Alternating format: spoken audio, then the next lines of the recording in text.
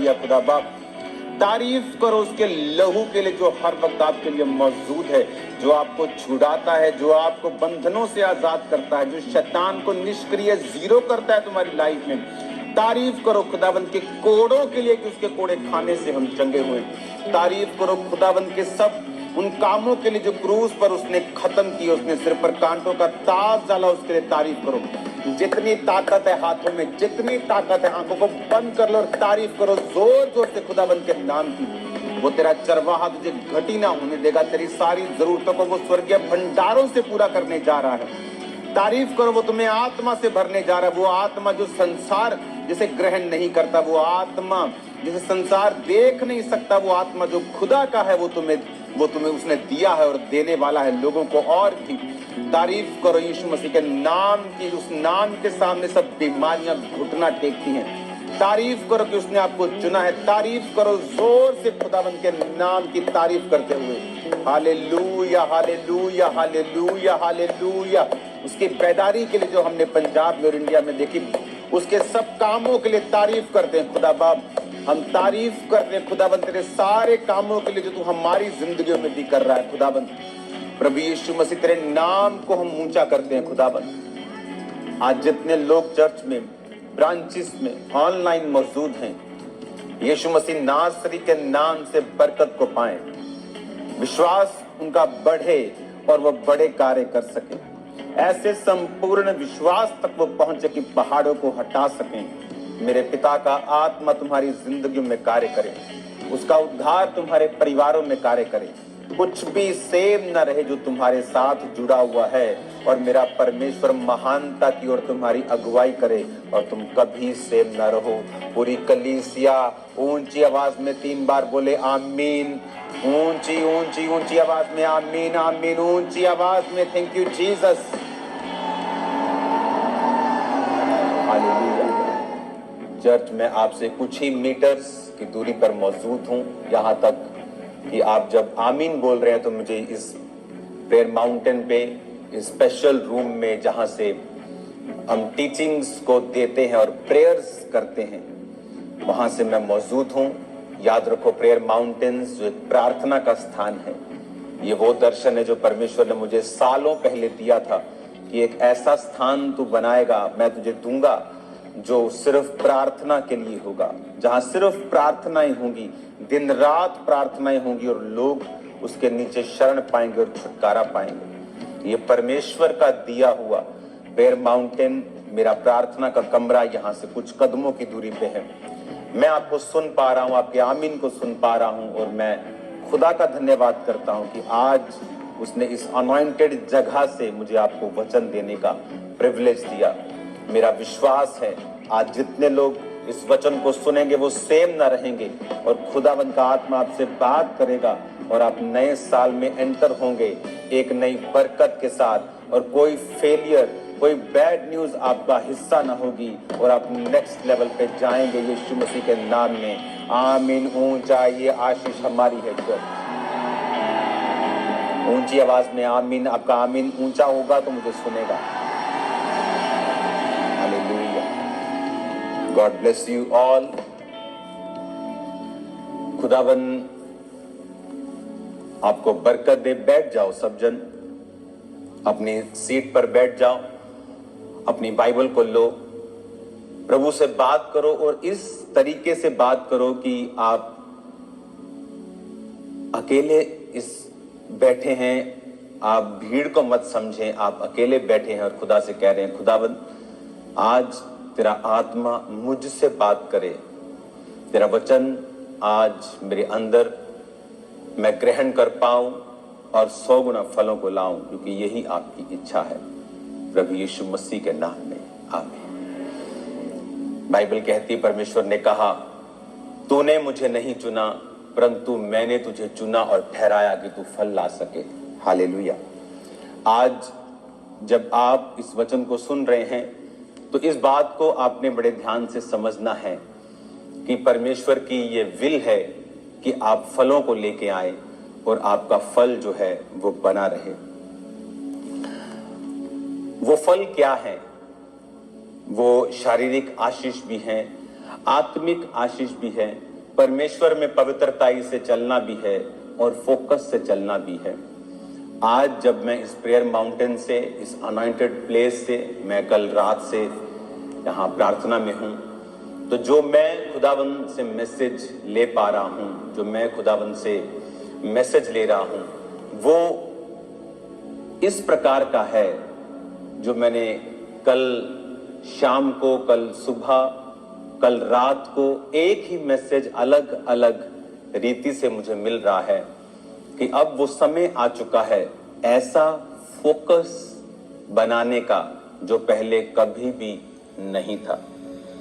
क्यों? क्योंकि आने वाले समय में 31 नाइट को मैं आपसे बात करूंगा इस विषय में, और आज मैं आपको तैयार करूंगा 31 नाइट के लिए कि परमेश्वर क्या करने वाला है और हमें कैसे उस नाइट में प्रवेश करना है। हमें ये बात समझनी है कि आदम और हवा को प्राइमरली जो उसका प्राइम पर्पस था वो था परमेश्वर के साथ समय बिताना, उसकी हुजूरी में रहना। अब जब आप 31 नाइट को, दुनिया कहाँ होती है? दुनिया अपने टीवी के सामने होती है, दुनिया क्लब्स में होती है, दुनिया पहाड़ों पे घूमने गई होती है और वो वहां पर अपने समय को बिताते हैं और ये भूल जाते हैं कि हमें प्रभु की उपस्थिति में रहने के लिए ही बनाया गया है। और हम भूल जाते हैं, आज जब लोग मेरी लाइफ को देखते हैं, मेरी मैरिड लाइफ को देखते हैं, मिनिस्ट्री को देखते हैं, तो उन्हें ये नहीं मालूम कि मैंने हर एक चीज में परमेश्वर को, उसके वचन को प्रथम रखा है। मेरी मैरिज में खुदावंद के सॉन्ग्स बजाए गए, एक भी शैतानी चीज को फॉलो नहीं किया गया, चाहे वो कितने भी सालों से क्यों नहीं चलती आ रही थी परिवार में, क्योंकि मैं ये चाहता था कि मैं परमेश्वर को प्रथम रखूं और परमेश्वर मेरे साथ हो। और इसीलिए वो रिजल्ट फिर जब दिखता है तो लोग कहते हैं कि हमें भी ऐसा रिजल्ट चाहिए। 31 नाइट को हम परमेश्वर की उपस्थिति में होंगे। 31 नाइट के बाद जब 1 तारीख होगी, आपका पहला निवाला चर्च की ओर से होगा, जो स्वीट हम खाएंगे। आपने बहुत सी गवाहियां सुनी होंगी। आप सुनते हैं कि मैं पिछली 25 दिसंबर की मीटिंग में आया था, हमारे इतने सालों से बेबी नहीं था, 2 रसौलियां थी, डॉक्टर ने ये बोल दिया था, डॉक्टर ने ये बोल दिया था, मेडिसिन खाई, IVF फेल हो गए, IUI करवाए, सब कुछ किया लेकिन कुछ भी असर नहीं। लेकिन आपने 25 को बोला था कि नेक्स्ट 25 में आप अपने बेबी के साथ आएंगे। जब मैं यहां से गई तो जनवरी में मैं प्रेग्नेंट थी। 31 की मीटिंग्स में आपने सुना होगा कि एक औरत बड़ी रसौली के साथ अब चर्च में बैठी थी और उसे ये मालूम भी नहीं था, क्योंकि 31 नाइट को आप पर अकेले अकेले के साथ वो प्रार्थना होगी उस शॉल से जो मैं यहाँ रखता हूं अपने प्रेयर माउंटेन के, अपने प्रेयर रूम में। उन शॉल से आप पर प्रार्थना होती है और उन शॉल्स के ऊपर पहले मैं खुदावंद की प्रेजेंस में रहता हूं और उन शॉल से फिर जब परमेश्वर की प्रेजेंस उन पे होती है, वो आपको उनसे छुआ जाता है। और फिर वो सिस्टर बोली कि मुझे बिलीव नहीं हो रहा, क्योंकि वो रसौली छोटी नहीं थी। कई बार हम सुनते हैं 50 mm, 70-50 mm, 80 mm, 100, तो वो इतनी रसौली होती, 50-100 mm इतनी हो जाएगी। लेकिन इतनी बड़ी रसौलियां एक बच्चे के सिर की तरह, इतनी बड़ी बड़ी। और खुदावंद ने 31 की मीटिंग में जब रुमाल उसको जब शॉल छुआया गया तो उसको मालूम नहीं था कि ऐसा होगा। लेकिन जब वापिस आई 1 महीने बाद, उसने बताया कि परमेश्वर ने किस तरह से उसको छुआ और रसौलियां किस तरह से टूट कर उसके कितने दिन तक बाहर आती रही और पूरी तरह से परमेश्वर ने उसको मिरेकल के द्वारा क्लीन किया। क्योंकि परमेश्वर आपके फेथ का ऑनर करता है।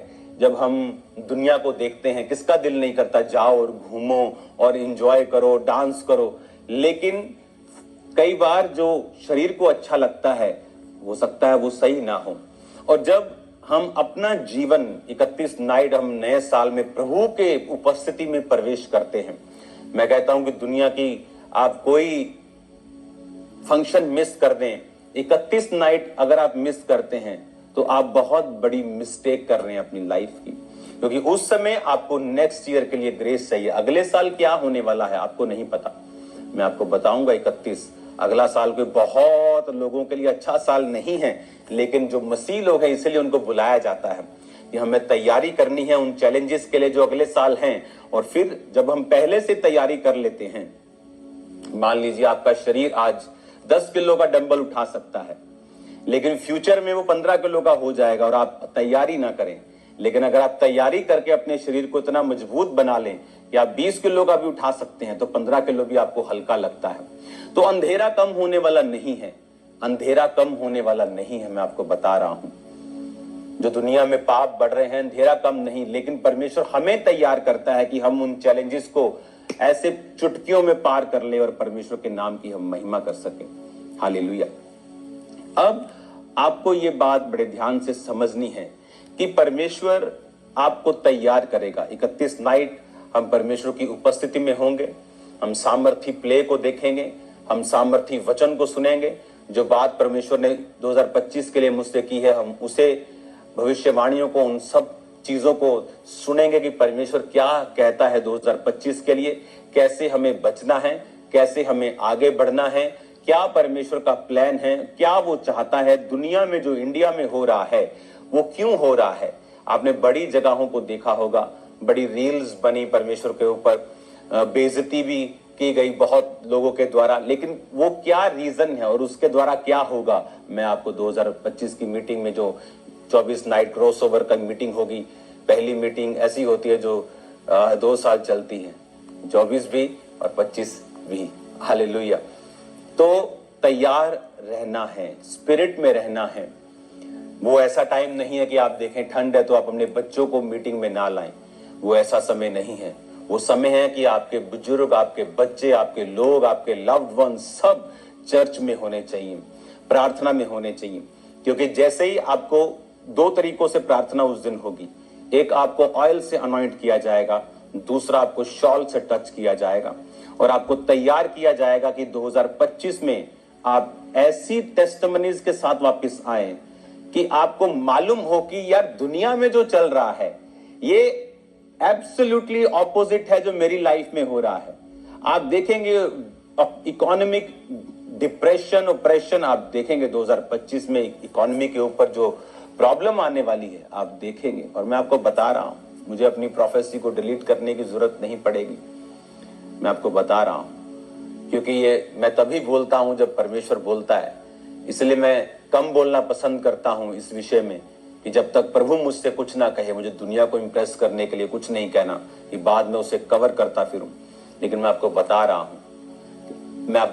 हूं कि आपकी तैयारी मैं करूंगा खुदावंत के वचन से, और आप तैयार होंगे। आपको मालूम होगा कि क्या होने वाला है, आपको मालूम होगा कि मेरे आसपास, और आपको यह भी मालूम होगा कि जो आपके आसपास हो रहा है इज टोटली ऑपोजिट जो आपकी लाइफ में परमेश्वर कर रहा है। आप सुरक्षित होंगे, आप उसके लहू के नीचे होंगे, आप कवर्ड होंगे, आप लोग परमेश्वर की छत्र छाया के नीचे होंगे, उसकी ग्रेस के नीचे होंगे।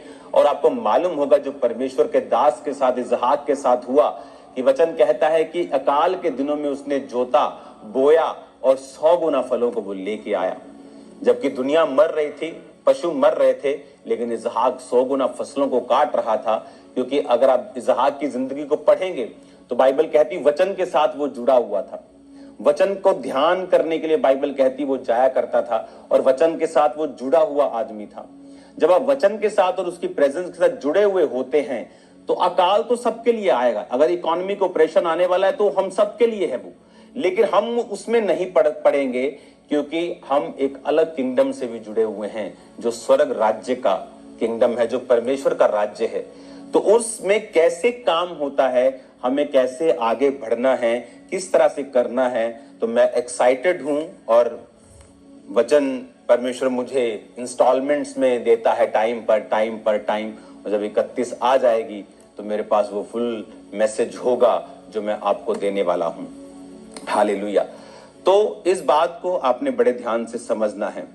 31 नाइट को आप लोग स्वीट के साथ हम न्यू ईयर एंटर करेंगे। उसके बाद चाय होगी, पकोड़े होंगे, ब्रेड पकोड़ा, जो भी चीजें होंगी वो हम लेंगे। आप उसके बाद खाना खा सकते हैं। उसके बाद फिर फास्टिंग स्टार्ट होगी, वो एक अलग विषय है, वो 31 नाइट को मैं आपको बता दूंगा। लेकिन फिलहाल जो आपका कंसंट्रेशन है वो 31 नाइट पर होना चाहिए कि मुझे अपने सारे गुनाहों से क्षमा मांगकर, अपने आप को क्लीन करके, साफ करके, अपने आप के सारे कमियों को निकाल कर आपको फोकस रखना है कि मुझे जब मैं चर्च में जाऊं तो ऑलरेडी आपके पाप कन्फेस्ड हों, खुदावंद मैं ये काम दोबारा नहीं करूंगा और मैं तेरी हुजूरी में आता हूं, ताकि आप बिल्कुल आपकी जो बॉडी सोल स्पिरिट है टोटल वो रिसीव करने के लिए हो, खाली हो, और ताकि प्रभु का आत्मा आप जब चर्च में आए तो वो भरता जाए, चाहे वो हीलिंग हो, चाहे वो डिलीवरेंस हो। और खुदावंद की आत्मा ने मुझसे कहा है हीलिंग्स और डिलीवरेंसेस होंगी और छुटकारा मिलेगा लोगों को शैतान के बंधनों से, बीमारियों से, व्हील चेयरों से, स्किन कैंसर से, सोराइसिस जैसी बीमारियों से, और लोग आजाद होंगे। आप तैयार रहें खुदावंद के नाम के महिमा को देखने के लिए। एक वचन जो मैं अभी आपको पढ़ के सुनाना चाहता हूं। परमेश्वर पवित्र परमेश्वर है और वो दूत कहते हैं पवित्र पवित्र पवित्र सेनाओं का यहोवा। आज प्रॉब्लम ये है, आप जानते हैं बाइबल को एक सब्जेक्ट के रूप में पढ़ा जाता है, दुनिया में एक सब्जेक्ट के रूप में भी पढ़ा जाता है।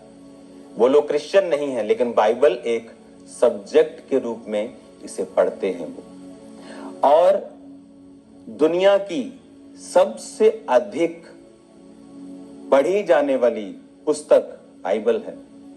दुनिया की सबसे अधिक बिकने वाली पुस्तक भी पवित्र बाइबल है। आप स्टडी कर लो, दुनिया की मैं कह रहा हूं, आप स्टडी कर लो। कोई पुस्तक आसपास भी नहीं है, कोई दुनिया की पुस्तक आसपास नहीं है। सबसे ज्यादा पढ़े जाने वाली भी, बिकने वाली भी पुस्तक बाइबल है। हर साल करोड़ों में 300 करोड़ 400 करोड़ इस तरह से बाइबल्स छपती हैं और लोगों के पास वो जाती हैं। लेकिन पवित्र वचन को आप दो तरीके से पढ़ते हैं, एक सब्जेक्ट के रूप में और दूसरा एक पवित्र आत्मा से। इसलिए वचन कहता है कि पवित्र आत्मा तुमको सिखाएगा, वो वचन तुम पर जाहिर करेगा, वचन के भेद वो तुमको देगा। पवित्र आत्मा से जो बाइबल को पढ़ते हैं उन्हें ज्यादा समझ आती है कि परमेश्वर का आत्मा क्या कह रहा है। जैसे नीति वचन 1 उसकी 23 आयत में लिखा है, शायद इस स्क्रीन पर दिखा पाएंगे जल्दी जल्दी के नहीं, क्योंकि ये अभी प्रभु ने मुझसे कहा है, तुम मेरी डांट सुनकर मन फिराओ और सुनो, मैं अपना आत्मा तुम्हारे लिए उंडेल दूंगी, मैं तुमको अपने वचन बताऊंगी। परमेश्वर ने कहा कि मैं अपना आत्मा दूंगा और अपने वचन बताऊंगा। हालांकि उसके वचन तो लिखे हुए हैं, लेकिन वो कौन से वचनों की बात कर रहा है? वो एक रेवलेशन की बात कर रहा है। वो एक भेदों की परमेश्वर बात कर रहा है। वो भेद जो परमेश्वर का आत्मा जो है आपको देता है। अब बहुत से लोग इस बात को नहीं समझते हैं। अधूरा ज्ञान खतरनाक होता है। अधूरे ज्ञान से अच्छा है कि तुम अज्ञानी रहो, लेकिन अधूरा ज्ञान कभी भी अपने पास मत रखो। एक वीडियो को मैं देख रहा था, वहां पर एक मेरा भाई जो क्रिश्चियन नहीं है कह रहा था कि बाइबल में एक जगह पर एक आदमी ने अपनी ही लड़की से संतान को पैदा किया, तो ये कैसी बाइबल है? मैं उस अपने प्रिय भाई को यह कहना चाहता हूं, अधूरा ज्ञान और अनपढ़ता बहुत ही खतरनाक है। बाइबल में जब परमेश्वर के लोगों ने पाप किया तो परमेश्वर ने उन पापों को छुपाया नहीं है। दाऊद ने जब बैतशेबा के साथ पाप किया तो परमेश्वर ने उसे लिखा है और सबको बताया है। परमेश्वर ने फिर यह भी बताया है कि बैतशेबा के साथ जब उसने पाप किया और प्रभु ने उसको माफ भी कर दिया, but the consequences of that sin, उस पाप का जो असर था उसे उसने खत्म नहीं किया। दाऊद का परिवार बहुत अच्छा चल रहा था, लेकिन उस पाप के बाद दाऊद के घराने में भी तलवार चली, क्योंकि वो तलवार उसने बैतशेबा के पति को मरवाने के लिए इस्तेमाल की थी। क्योंकि उसका पति सेना में था, तो दाऊद ने अपने सेनापति को कहा कि इसके पति को ऐसी जगह पे रखना युद्ध में जहां से मर जाए, खतरनाक जगह पे रखना इसको जहां सबसे ज्यादा खतरा है। तो वो मर गया, तो दाऊद ने उसको अपनी पत्नी बना लिया, उसकी पत्नी को। अब जब नातान नबी आया और उसने उसके दुखों को, उसके पाप को बताया, और दाऊद ने कहा प्रभु मुझे माफ करे, तो नातान ने कहा प्रभु तुझे माफ करता है, लेकिन पाप का कॉन्सिक्वेंस क्या था, पाप का असर क्या था, कि दाऊद के अपने बेटे तलवारों से मारे गए। हालांकि वो राजकुमार थे, लेकिन परमेश्वर ने बुद्धि को पकड़ लिया, विरोध करने लगे। वो सारी जो मिसमैनेजमेंट थी वो दाऊद के पाप की वजह से थी। दाऊद को फिर उन्हीं पहाड़ों पर, जहां वो शाऊल से बचता फिरता था, नंगे पांव भागता था, उन्हीं पहाड़ों पर राजा बनने के बाद भी उसे भागना पड़ा, अगर आप बाइबल को ध्यान से पढ़ेंगे तो। और बाइबल कहती लोग उसे श्रापित करने लगे, ओछा कहने लगे, उसको कहने लगे तूने शाऊल को मारा इसलिए खुदा का क्रोध तुझ पे आया है। तो दाऊद ने कहा इनको कुछ मत कहना, क्योंकि जो कुछ भी मेरे साथ हुआ है वो मेरी ही कमी के कारण हुआ है। हालेलुया। अब जब ऐसे लोग जो अनपढ़ हैं, बाइबल को नहीं समझते, जस्ट एक सब्जेक्ट की तरह पढ़ के आपको वीडियो पे आ जाते हैं, उसको मैं समझाना चाहता हूं। लूत वो व्यक्ति था जब सदोम अमोरा नाश हुए तो लूत, उसकी पत्नी, उसकी बेटियां और उसके दामाद को उसने कहा आओ हम चलें, क्योंकि दूत इसको नाश करने वाले हैं।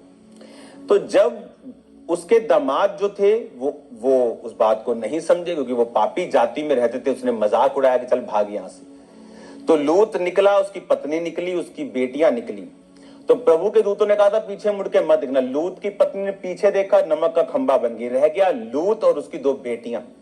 जब उनकी बेटियों ने देखा कि कोई संसार का मनुष्य नहीं है जो बच्चा पैदा हो सके हमसे, तो उसने अपने बाप को शराब पिला के बच्चों को पैदा किया। ये पाप था। इसीलिए वचन कहता है, व्यवस्था विवरण 23 उसकी 3 आयत में, अब उन बच्चों का नाम लिखा, कोई अम्मोनी या मोआबी यहोवा की सभा में ना आने पाए। अब अपनी स्क्रीन पर आप देखोगे,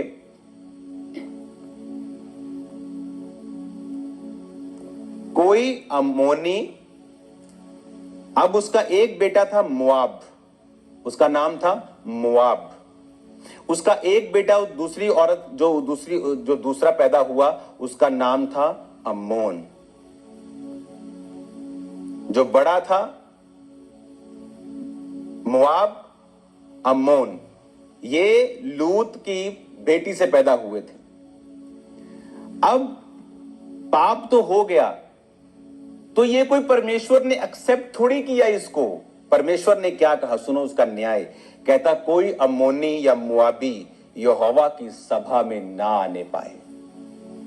यहोवा कहता, परमेश्वर कहता, ये जो पापी जाति है, ये जो तुम्हारे व्यभिचार से पैदा हुई है, कहता मेरी सभा में ये ना आने पाए। कहता किंतु 10 पीढ़ी तक उसके वंश का कोई भी यहोवा की सभा में ना आने पाए। 10 पीढ़ी तक।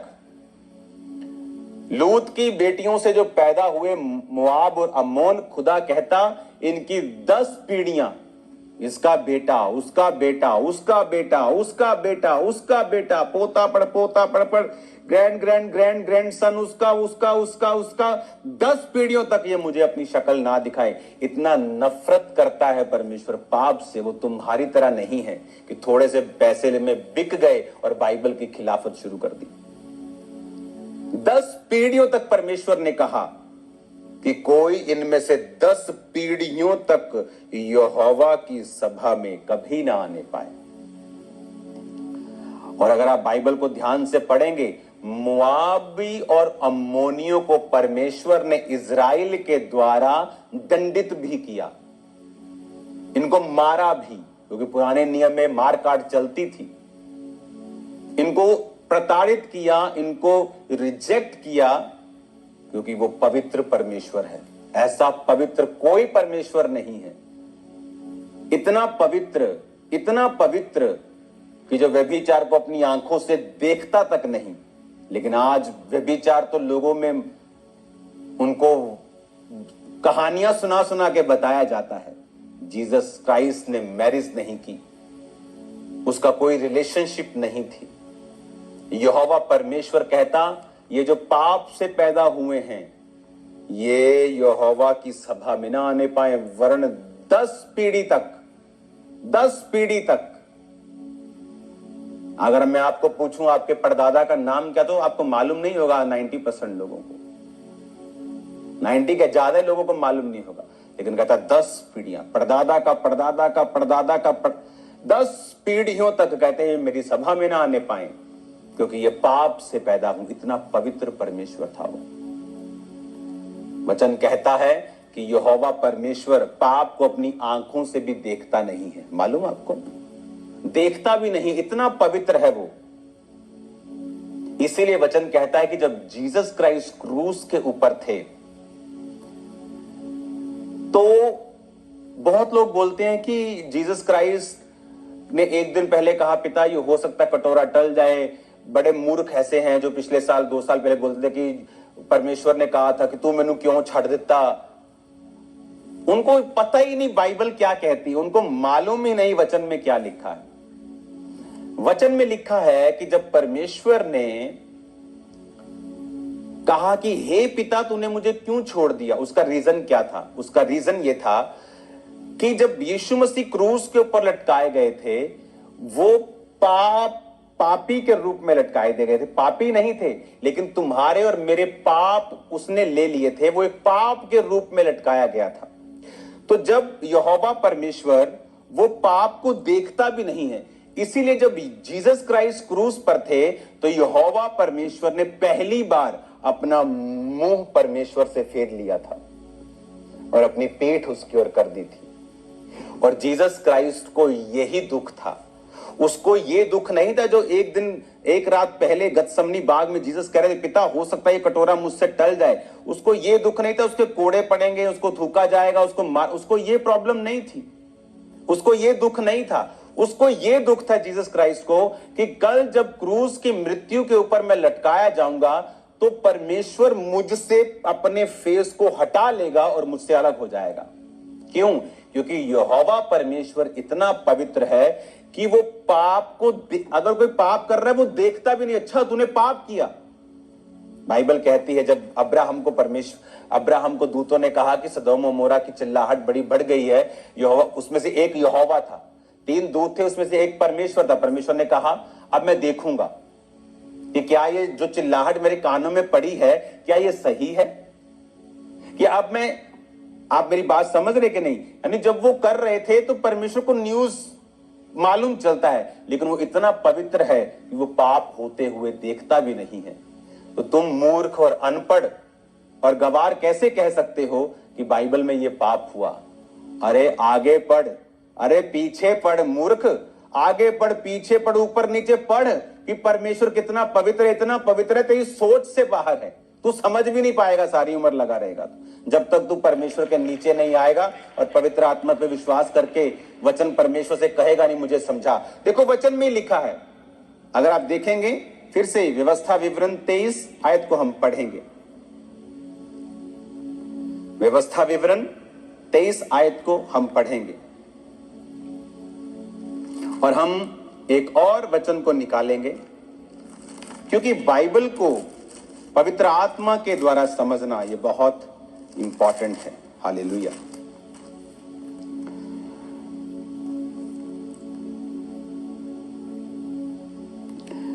उत्पत्ति 19 उसकी 36 आयत में लिखा है, इस प्रकार से लूत की दोनों बेटियां उसके पिता से गर्भवती हुई। एक पुत्र जनी, बड़ी पुत्र जनी, उसका नाम मुआब रखा। वह मुआब नामक जाति का मूल पिता हुआ।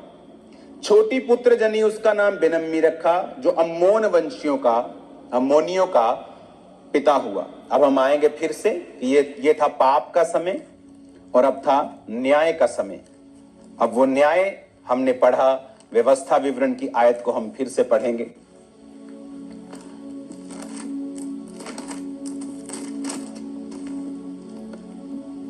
कोई अम्मोनी और मुआबी, ये कौन अम्मोनी मुआबी? वही पाप के द्वारा पैदा हुए बच्चे। यहोवा पिता ने कहा मुआबी और अम्मोनी मेरी सभा में भी ना आए कभी। वो इतना नफरत करता है पाप से। आज दुनिया अपने आप को ऊपर से चेंज कर लेती है, मैं मीट नहीं खाता हूं, मैं धर्मी हूं। लेकिन तुमने मार कुटाई करना नहीं छोड़ा, विरोध करना नहीं छोड़ा, गुस्सा, वैर, विरोध, तलवारों को चलाना तुमने नहीं छोड़ा, और तुम कहते हो मैं धर्मी हूं। एक धर्मी कभी नहीं मारता। बाइबल में जितने धर्मी थे उन्होंने मार खा ली, लेकिन मारा कभी नहीं। और वचन क्या कहता है? वचन कहता है अम्मोनी मोआबी यहोवा की सभा में ना आने पाए, उनकी 10वीं पीढ़ी तक कोई यहोवा की सभा में ना आने पाए। 10वीं पीढ़ी, इमेजिन करो, मैं सोच सकता हूं 10वीं पीढ़ी, 10 पीढ़ियां परमेश्वर ने कहा, 10 पीढ़ियां, कि ये 10 पीढ़ियां मेरी सभा में ना आने पाए। पूरा 10 पीढ़ी तक, 10 पीढ़ी तक मैं आपको बता रहा हूं, एक 10 अगर आप देखेंगे ना तो वो थाउजेंड्स में हो जाएंगे। 10 पीढ़ी तक इतने इतने बच्चे होते थे। एक एक आदमी के कितने कितने बच्चे, 50-50, 40-40 बच्चे भी होते थे, मल्टीपल वाइफ्स से। तो प्रभु ने कहा ये जो हजारों लोग हैं मेरी सभा में ना आने पाए, 10 पीढ़ियों तक कोई भी ना आने पाए, क्योंकि वो पवित्र परमेश्वर है। अधूरा ज्ञान बड़ा खतरनाक होता है, और अधूरा ज्ञान बेइज्जती भी करवाता है। हालेलुया। तो अधूरा ज्ञान अपने पास रखें। अगर पूरा ज्ञान चाहिए तो आए चर्च में, आपको पूरा ज्ञान दिया जाएगा। बाइबल में आप परमेश्वर के लोगों के पापों को छुपाया नहीं है, उनको बताया है, और उसका कॉन्सिक्वेंस, उसका असर भी बताया है कि उसका असर किस तरह से उनकी लाइव्स पर रहा है। हालेलुया। सैमसंग की लाइफ से अगर पाप हुआ तो उसकी जिंदगी में अंधापन भी आया, उसकी जिंदगी में बेइज्जती भी आई। वो दुश्मन जो उससे थर-थर कांपता था, उस पर उसने कब्जा किया। रीजन दुश्मन की ताकत नहीं थी, उसका पाप था जो सैमसंग के द्वारा उसकी जिंदगी में, सैमसंग ने अपनी जिंदगी में किया। हालेलुया। तो बड़े ध्यान से हमें समझने की जरूरत है कि जीसस क्राइस्ट जब क्रूस के ऊपर थे तो पिता ने अपने मुंह को फेर लिया, और जीसस ने कहा यही बात से मुझे डर लगता था, यही बात मैं नहीं चाहता था मेरे साथ हो। तो जीसस ने कहा हे पिता तूने मुझे क्यों छोड़ दिया। हालेलुया। एली एली लमा शक्तनी, तूने मुझे क्यों छोड़ दिया।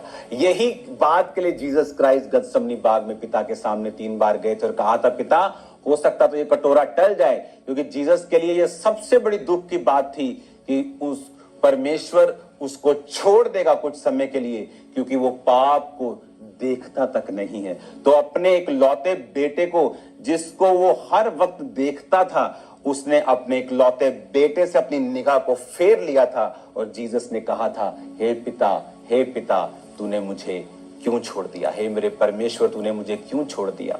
हालेलुया। यही दुख था परमेश्वर को। कोड़ों का दुख नहीं था, उसको बाकी चीजों का दुख नहीं था, लेकिन उसको ये कटोरा एक्सेप्ट नहीं हो रहा था कि परमेश्वर कल मुझे छोड़ देगा, क्योंकि बाइबल कहती है वो हमारे लिए लटकाया गया। जब परमेश्वर पाप को नहीं देखता और वो अपने आप को अलग कर लेता है पापी से, तो जीसस क्राइस्ट हमारी जगह पे लटकाया गया, प्रभु से अलग हुआ, फिर मारा गया, गाड़ा गया, तीसरे दिन मुर्दों में से जी उठ के अपने ही लहू को, महायाजक जिस तरह साल में एक बार लहू बैलों बकरों का लेके जाते थे, अपने ही लहू को वो परमेश्वर के सामने लेके गया कि पिता ये ले मेरा लहू जो मैं इन सब लोगों के लिए बहाता हूं। और जो अलगताई परमेश्वर और मनुष्य में थी, परमेश्वर ने उसे खत्म कर दिया, और इसीलिए वो प्याला परमेश्वर ने पिया, अपना लहू बहाकर पिता के सामने अपना लहू वो लेके गया, और आज इसीलिए मैं और आप परमेश्वर के करीब हैं। हालेलुया। अपने हाथों को उठाओ, हम खुदावन के लहू की तारीफ करेंगे अपने हाथों को उठा के। यीशु का लहू